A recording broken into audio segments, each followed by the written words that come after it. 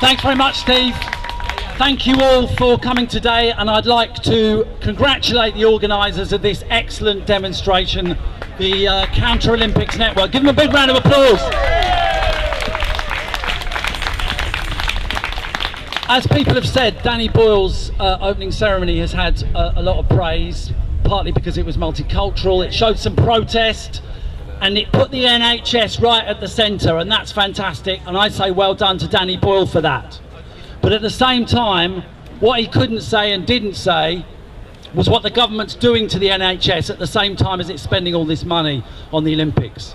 They spent upwards of £12 billion, maybe some say £20 billion on the Olympics, but they are, over the 5 years of this government, they are planning £20 billion of cuts to the NHS. And that's the disaster, and that's what we need to point out. Everything they've done, everything this government does, and everything they've done in the organisation of the Olympics has run completely in the opposite direction to what Danny Boyle was trying to do last night. The Olympics have made a load of records already. Record number of arrests on the first day of any Olympic Games. Record ticket prices so high that they exclude vast sections of society from even getting any chance to go there. A record corporate grip on the Olympics. They have created in that stadium a monoculture that is being policed by the security that we're all paying for, that don't allow you in if you've got a dissident t-shirt or an unauthorised sandwich. It is a complete absurdity, and it is a mad expenditure of taxpayers' money. But they've also broken records when it comes to the militarisation of these games, and we've looked into the figures, and in China and Sydney and all the other Olympics, they have never spent anything like the amount of millions of pounds that they have spent on security at the Olympics 2012, and they have spent on weapons and all of these things. And I think one of the worst things about the Games has been the hyping up of the whole security issue. It is a joke that there are more British soldiers on the streets of London now than at any time since the Second World War. It is a joke that there are actually more troops in London now than there are even in Afghanistan. And I think that we need to say to people, when they talk to us about security, there is one simple thing they could do to make the British streets safer, and that is not sending missiles and troops into Bow, but get the troops out of Afghanistan and stop threatening more wars.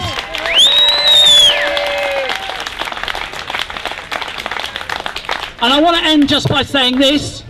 They say the Olympics holds a mirror up to the society that they're created in and they're put on in.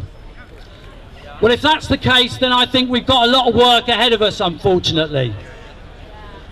As the Olympics have been going on, and as the hype has been increasing week on week and day on day, and the media have obediently put out the Olympic propaganda, behind the scenes we know two things have been happening that are really important. One is, it's been proved that Britain is in the longest recession since the Second World War. And the other is that the Euro economies are going to the wall. There is economic carnage going on across Europe. And if we allow them to continue these policies, we will find our society is being ripped apart. The fabric of our society is being broken up.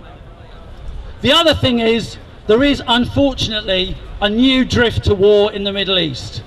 There is no doubt, though they're reluctant over Syria, they're now talking about the possibility of an intervention in Syria, and that the longer game is they want to mount another war against Iran. I think there's very little doubt about that sometime in the next few months they will be putting in place, and they will be talking about seriously attacking Iran, and there's the potential of a regional war breaking out across the Middle East. And so I say three things to end on. One is, we've got to keep up the campaign against the Olympics and the corporatisation of the Games, and the next date is the 31st of this month, when DPAC are organising a protest. I want everyone here to come along to that. The second thing I want to say is that I think everyone needs to start organising against the possibility of another war in the Middle East, And the third thing is this, the big appointment against austerity, against the cuts, against the kind of priorities that this government is foisting on us, is October the 20th. The TUC have called a mass demonstration against the cuts and against austerity. We've got to make sure that is a monster demonstration that can put this government on the back foot, that can end austerity and get some decent priorities back into this society. Thank you very much.